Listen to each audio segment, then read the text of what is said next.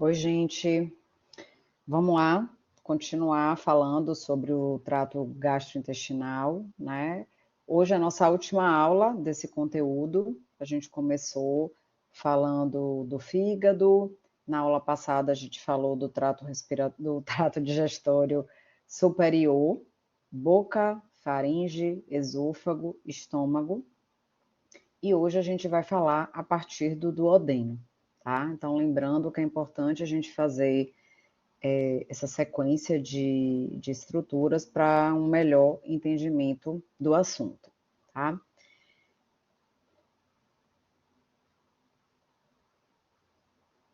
Então, vamos lá. Após o percurso do alimento, pelas estruturas que a gente falou, saindo do estômago, o alimento vai para o intestino delgado. Anatomicamente, a gente vai dividir o intestino delgado em 3 porções: duodeno, jejuno e íleo, tá? Esse é o local principal de absorção dos nutrientes. Vai medir cerca de 3 a 7 metros, mas em média ele mede 5 metros, tá? E qual é a especificidade que a gente tem dessa estrutura? O duodeno, ele é anatomicamente bem delimitado, bem determinado, o seu local, as suas características.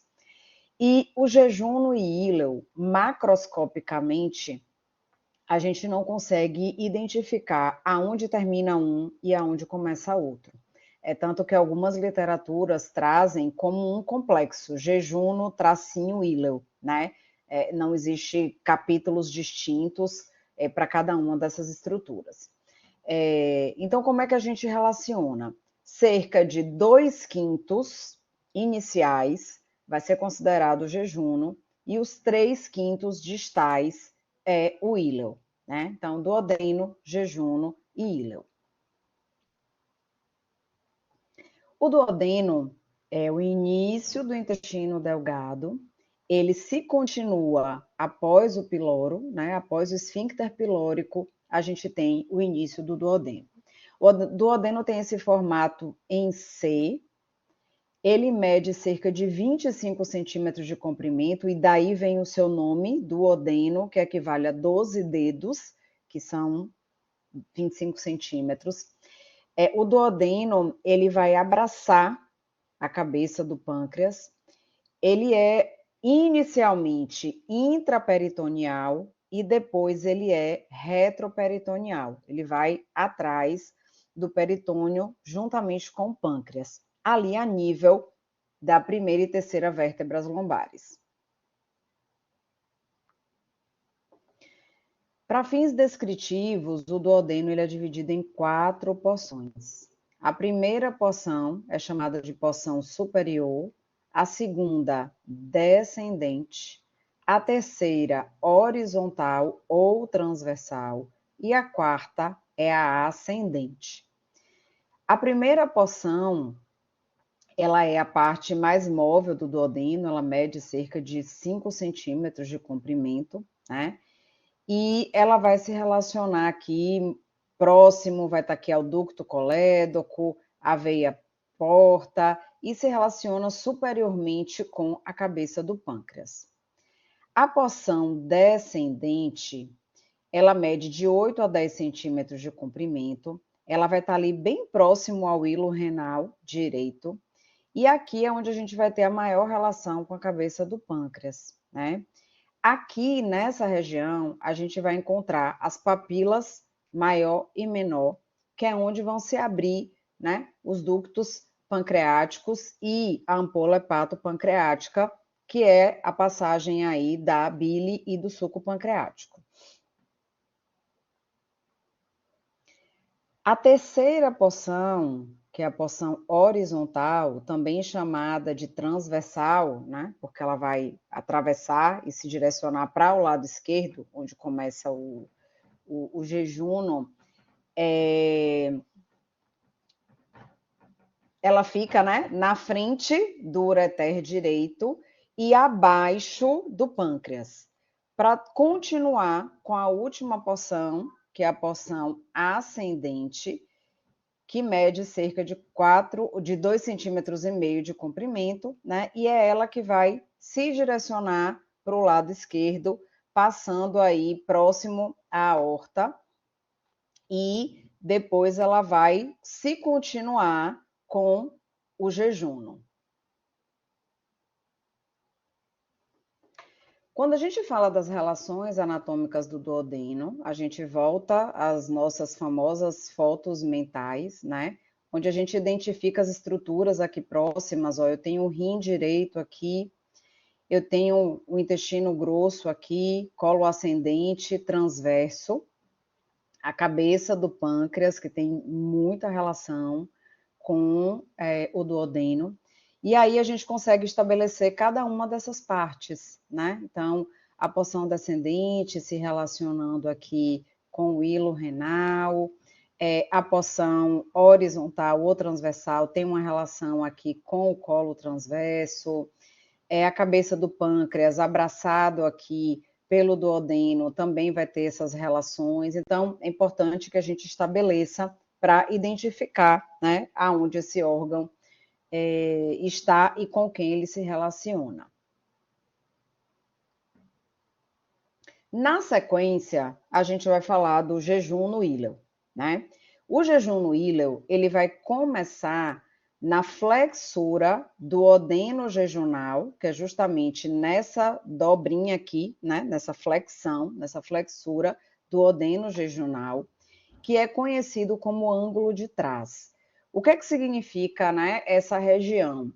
É considerado o fim do trato digestório superior e o início do inferior. Então, apesar da aula de hoje estar falando sobre trato digestório inferior, o duodeno ele faz parte do superior, mas por questões de cronograma a gente deixou ele para a aula de hoje. Então, agora a gente começa a falar do trato digestório inferior, né?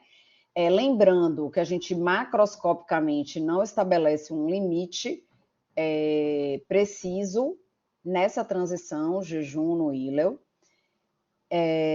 mas ele termina, o íleo, ele vai terminar na junção íleo-cecal, que é justamente o início do intestino grosso, ok?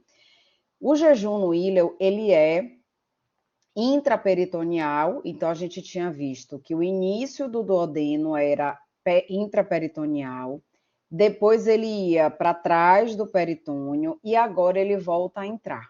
Então, o jejum no íleo, ele é totalmente intraperitoneal.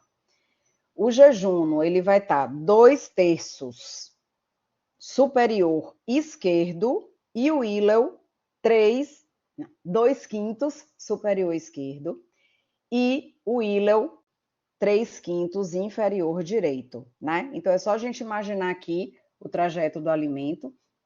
Então, o alimento saiu do estômago e ele faz essa voltinha aqui pelo duodeno, mas ele vai estar passando primeiro pelo jejuno, que se concentra majoritariamente do lado esquerdo, na parte superior, e depois ele vai para o íleo, que está majoritariamente abaixo e do lado direito, e é onde começa o intestino grosso, tá?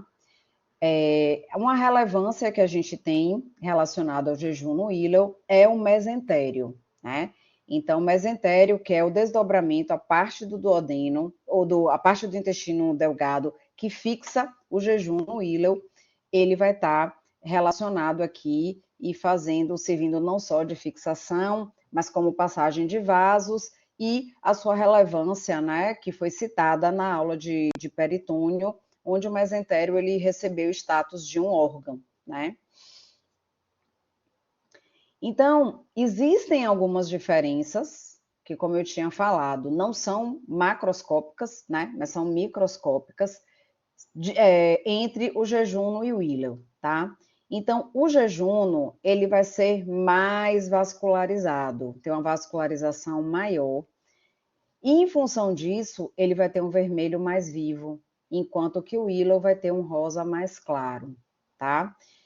Isso, inclusive, tem a ver com o nome. O termo jejuno vem de jejum, que quando se realizavam as necrópsias, né, na antiguidade, observava-se que essa região, esse início do intestino delgado, não havia alimento. Então, é como se o indivíduo estivesse em jejum, e por isso o nome jejuno. Anatomia também é cultura. Então, aqui uma imagem da vida como ela é, né? Não poderia deixar de trazer, mesmo numa aula gravada, tá? Então, essa imagem a gente já viu quando a gente falou de peritônio, que aqui é o aumento maior, que está passando aqui pela frente das alças do intestino grosso e delgado, e a gente elevou, e aqui a gente consegue visualizar a diferença, né? Do intestino delgado, que é mais fino, comparado com o intestino grosso. Então, lembrando, ó, fígado, o estômago está aqui, o jejuno vai se concentrar majoritariamente aqui, do lado esquerdo, superiormente, e o íleo, majoritariamente inferior e do lado direito, que é onde a gente vai ter o início do intestino grosso.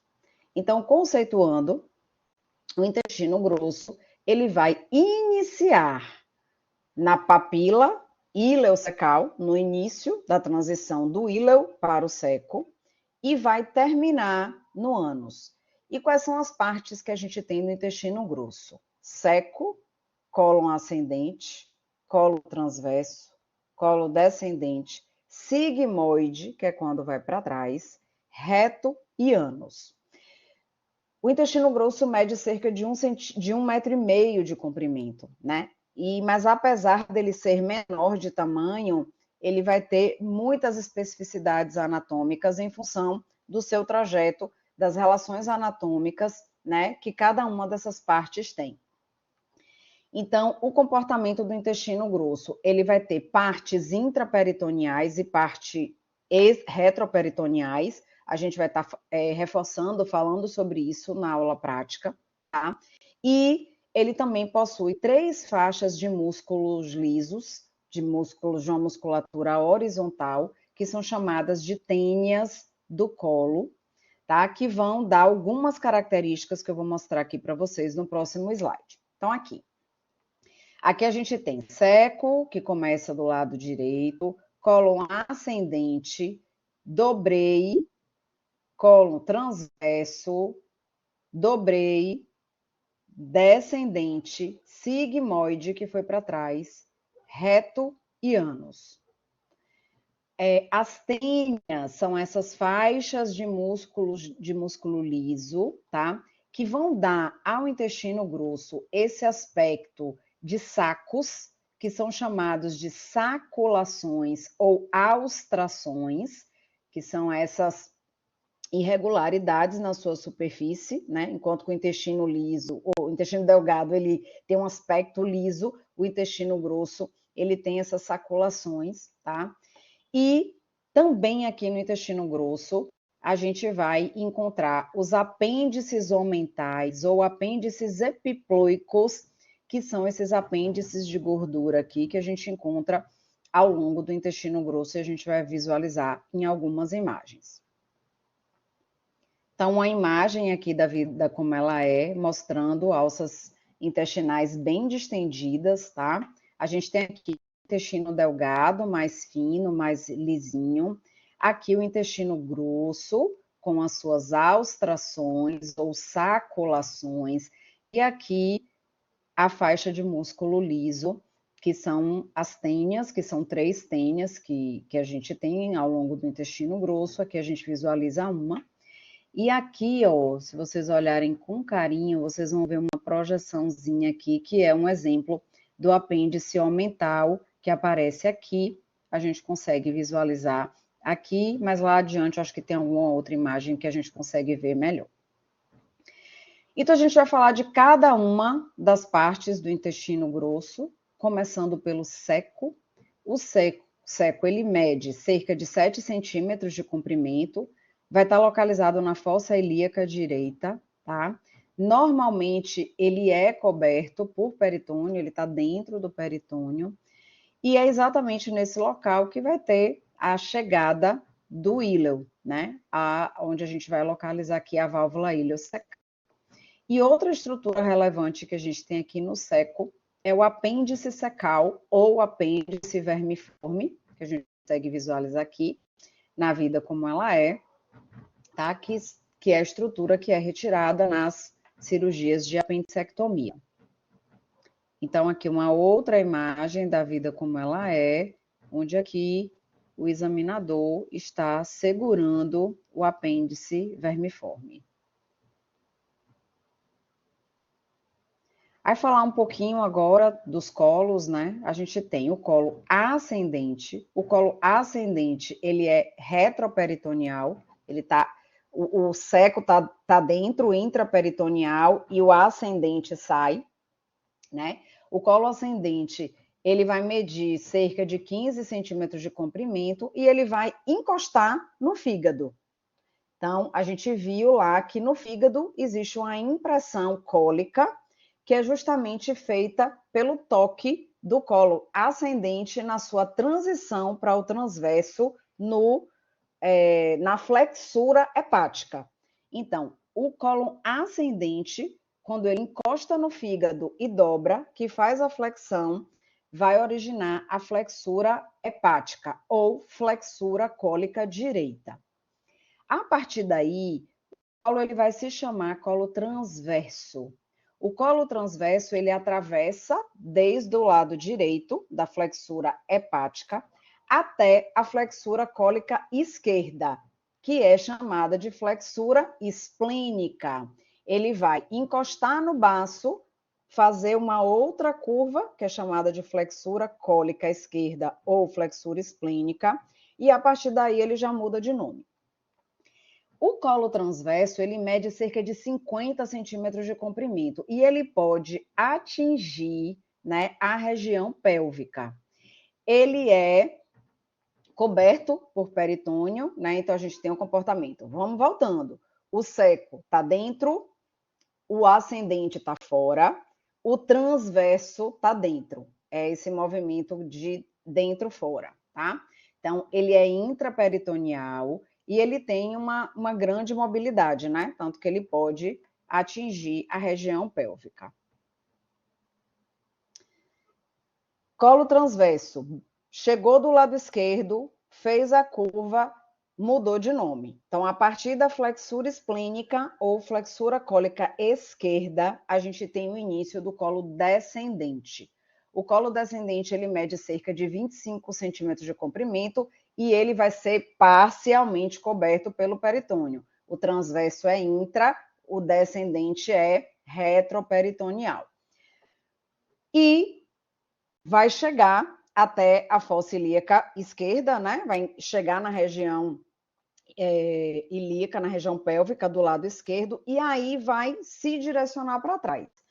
Nesse direcionamento do colo para trás, a gente tem o colo sigmoide, que começa ali na fossa ilíaca do lado esquerdo e vai até mais ou menos a terceira vértebra sacral, onde a gente vai ter o início do reto, tá?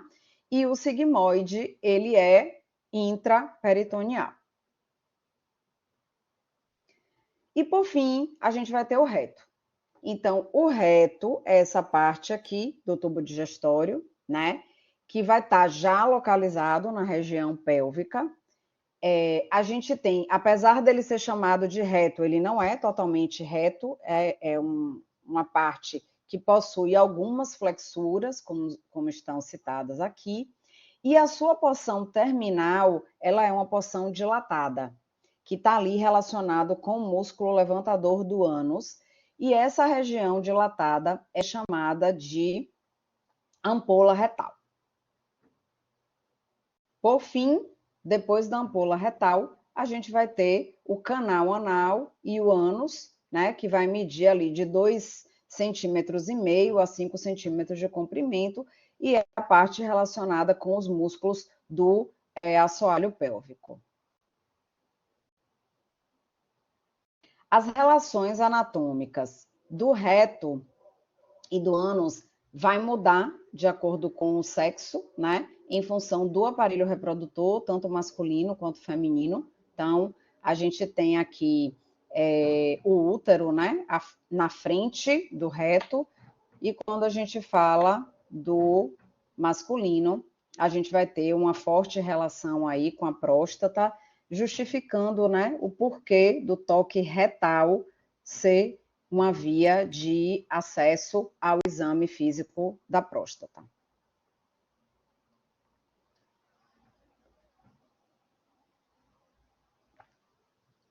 Aí a gente bebe uma aguinha para chegar na tão querida irrigação, né, do sistema digestório, que a gente já tratou dessa divisão do intestino anterior, que vai ser responsabilidade do tronco celíaco, o intestino médio, que vai ser da mesentérica superior, e o intestino posterior da mesentérica inferior.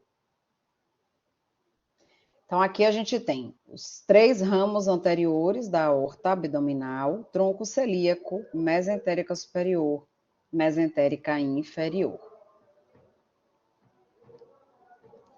Então, tronco celíaco vai originar o HGE, que a gente já aprendeu.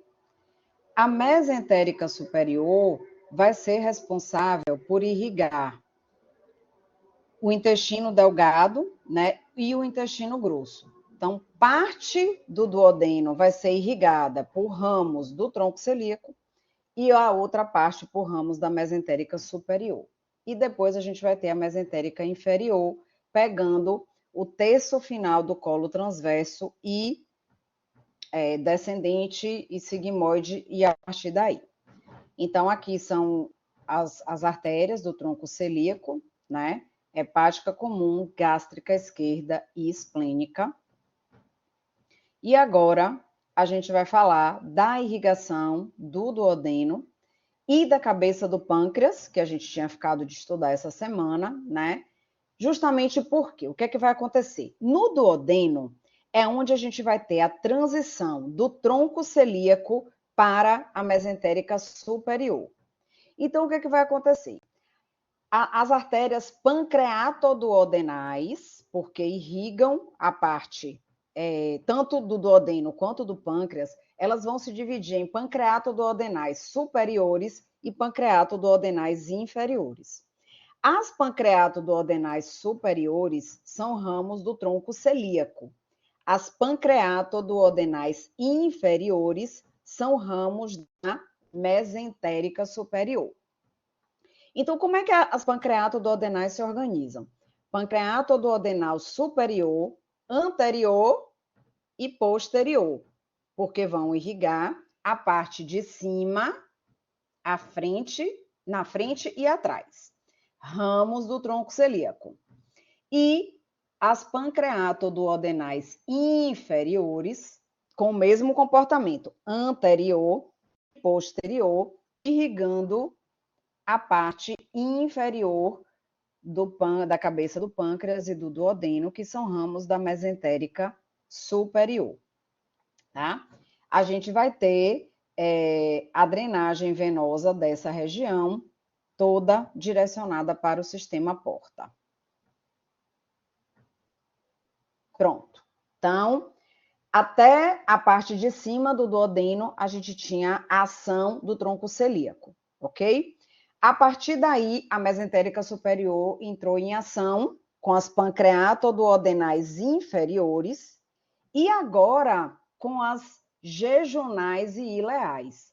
Então, olha aqui como é a mesentérica superior, tá? Ela é superior porque ela inicia acima da inferior, na aorta abdominal, mas ela tem um trajeto descendente aqui, ó. Essa aqui que eu tô passando a mão é a mesentérica superior. A mesentérica superior vai emitir ramos, vasos, chamados de jejunais e ileais, tá? Cerca de 15 a 18 ramos, que vão se direcionar para o jejuno e para o íleo, tá? Esses vasos jejunais e ileais, na sequência, eles farão arcos arteriais, né? Formarão arcos. E a partir desses arcos sairão vasos retos, que são esses aqui. Então, são esses vasos retos que chegam até a superfície do órgão, né?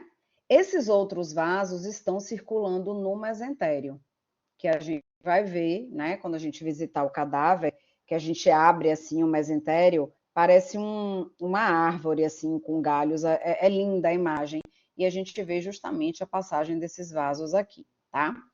O sistema venoso, a gente tem as veias jejunais, as veias ileais, indo desembocar na veia mesentérica superior, que vai ser desviada para o sistema porta, tá? E a gente vai ter algumas especificidades dessa região que a gente vai estar trabalhando também no laboratório.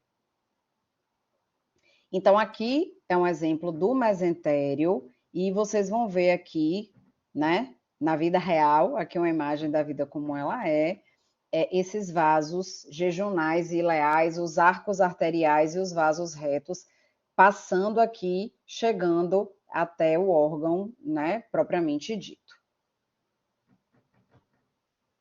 Cheguei no intestino grosso. Eu continuo com a mesentérica superior, com ramos da mesentérica superior até 2/3 do colo transverso, tá? Só que aí agora a gente vai ter outros nomes. Ó quem é que tá aqui, ó. Essa é a mesentérica superior. Daqui saíram os vasos jejunais e ileais, que estão aqui bem pequenininhos. E aí a gente vai ter a artéria ileocólica, tá? Que vai se direcionar aqui para essa região inicial. E depois a gente vai ter a cólica direita, que vai vir para o colo ascendente, e a cólica média, que vai para o colo transverso. Então, até aqui, metade não, perdão, 2/3 do colo transverso, a gente tem vasos oriundos da mesentérica superior. A partir daqui, entrou em ação a mesentérica inferior, que está aqui. Então, a mesentérica inferior vai originar quem? Artéria cólica esquerda, que vai irrigar cólon descendente, e artéria sigmoidea e o início aqui das retais, que a gente vai falar daqui a pouquinho. Então, aonde a gente tem as transições no duodeno, a gente tem a transição do tronco celíaco para a mesentérica superior, e aí tudo que vier é ramo da mesentérica superior até 2/3 proximais do colo transverso. A partir daqui, entrou em ação a mesentérica inferior. Então, aqui de novo, ó, mesentérica superior, aqui a ileocólica, cólica direita, cólica média, e aqui a mesentérica inferior, dando a cólica esquerda e as sigmoides. Gente, a gente vai trabalhar tudo isso no laboratório. Eu já mandei o roteiro para vocês, e vocês vão ver que a gente vai ter, né, um tempinho para discutir isso aí, para vocês verem melhor. Pronto. E aí, o que é que vai acontecer? O reto, ele vai ter parte da sua irrigação vindo da mesentérica inferior, que é a retal superior, e a gente vai ter ainda, tá, as artérias retais médias aqui, que são ramos, e inferiores, que são ramos das ilíacas. Então, a gente lembra que a ilíaca vai ter a ilíaca interna, que vai irrigar as vísceras pélvicas, e a ilíaca externa, que desce para os membros inferiores, tá? Então, é esse comportamento aqui do reto. Então, ele vai pegar tanto uma parte que vem da mesentérica inferior, como parte aqui que vem também das ilíacas. A parte venosa, né? A gente tem também esse comportamento aqui no reto. Essa imagem a gente já mostrou e também a gente vai trabalhar no laboratório.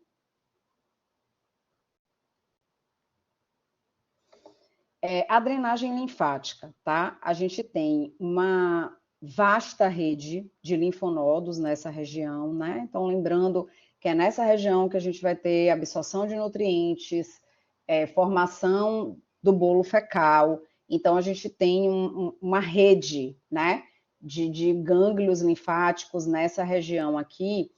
E essa imagem, ela é bem legal porque ele traz coloridinho aqui, né? Então, paracólicos são essa cadeia de linfonodos aqui que estão paralelos, próximos ao colo, né? A gente vai ter cólicos intermediários, a gente vai ter os mesentéricos que estão aqui próximos aos seus vasos, né? Então, aqui a gente tem nomes, quando a gente vem aqui para a parte final do reto, a gente vai ter aqui a atuação não só dos mesentéricos, como dos lombares, dos ilíacos, dos inguinais, né? Nessa rede linfática aqui dessa região. Eu coloquei um slide, vocês receberam também, da inervação. Tá? A gente não vai cobrar a inervação do sistema digestório, até porque ela não diz só a anatomia, né? Ela entra com a parte fisiológica do sistema simpático, parasimpático. Isso é um conteúdo que vai muito mais para a neuroanatomia também, junto com a fisiologia. Então, a gente deixa aqui para quem gosta do assunto, que leia, que recorde isso, mas a gente não faz essa cobrança do conteúdo da aula, porque foge realmente à proposta do conteúdo do semestre. Então, essas foram as referências utilizadas para essa aula. Espero, né, que vocês consigam aí entender o assunto. A gente vai complementar na aula prática e agendar um momento também presencial, para que a gente possa conversar melhor sobre esse assunto, tá bom? Tchau, tchau, gente.